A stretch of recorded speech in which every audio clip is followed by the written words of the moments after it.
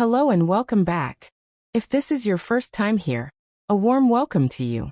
You are exactly where you need to be, and I promise that by the end of this story, you'll feel more confident about English, and maybe even about yourself.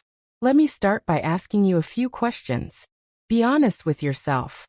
Have you been learning English for months, maybe even years, and still feel frozen when you try to speak?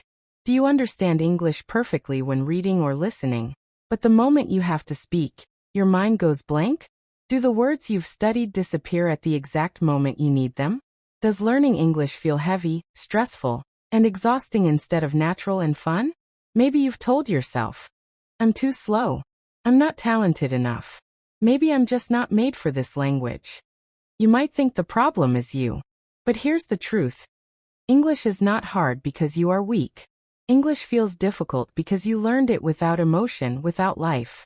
You learned rules without rhythm, vocabulary without connection, grammar without context. No one ever taught you how English sounds when you are nervous. No one showed you how it feels when you are excited, scared, or in love. No one revealed the language of hesitation, of hope, of longing. Today we are not going to do a lesson. This is not a list of grammar rules. This is not an exercise. Today we are starting with a story where English is alive, where it is felt, where it is experienced. Relax. Don't try to translate every word. Don't aim for perfection. Just listen and feel. Daniel never planned to stay in the city. He told himself it was temporary, just a few months to work, save money, and then move on.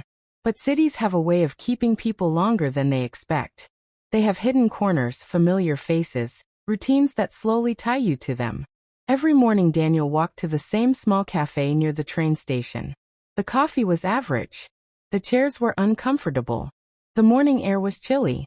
But he kept coming back. Not for the coffee, not for the routine, but for Emma. Emma worked there. She opened the cafe every morning, turned on the lights, arranged the chairs, and stood behind the counter with a tired but gentle expression. There was something in her eyes that made Daniel pause every time he entered. A warmth he had not expected. At first, they spoke very little.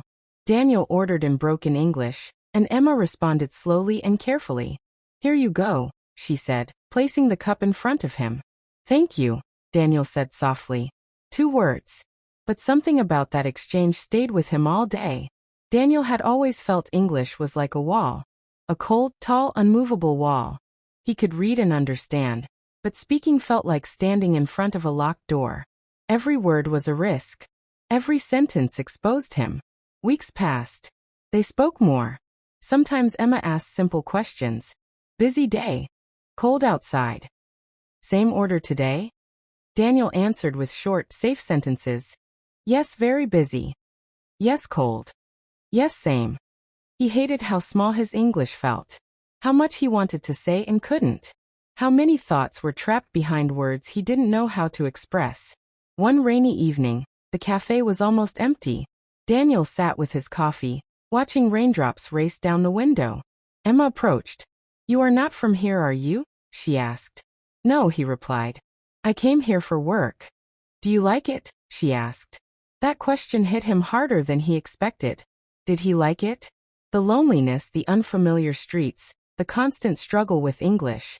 It was all heavy. I don't know, he admitted. It is difficult. Emma smiled gently. New places usually are. Silence filled the space. Not awkward, just quiet. And in that quiet, Daniel realized something. English was not a test. It was a bridge. Over time, their conversations grew longer. Not because Daniel suddenly became fluent, but because he stopped fearing mistakes. He spoke slowly, sometimes incorrectly but honestly. I am boring today, he said once, trying to explain his tiredness. Emma laughed softly. You mean you are bored? Yes, I am bored. Very bored, Daniel said, smiling. And something changed. He remembered words not from memorization, but from emotion, from laughter, from shared moments. Emma noticed his nervous pauses. Why do you look nervous when you speak English? She asked. Daniel admitted, because if I make mistakes, people think I am stupid. Emma shook her head. When you make mistakes, I think you are brave. Brave. No teacher had ever said that before. Months passed, and something deeper grew between them, quiet and unspoken. Daniel noticed how Emma listened, not just to his words, but to the pauses, the effort, the struggle.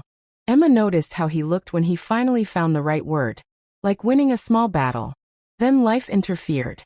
Emma received a job offer in another city. Daniel felt a tightness in his chest. When, he asked. Soon, she replied. There were so many things he wanted to say, trapped by English. I am happy for you, he said, honestly but incomplete. Emma waited. Daniel looked at his coffee. I want to say more, but English is slow for me. Emma leaned closer. Take your time. And he did. Slowly. Incorrectly. Honestly. I think you helped me. Not only English. You make me feel not afraid. Emma's eyes softened. Language is not about being perfect.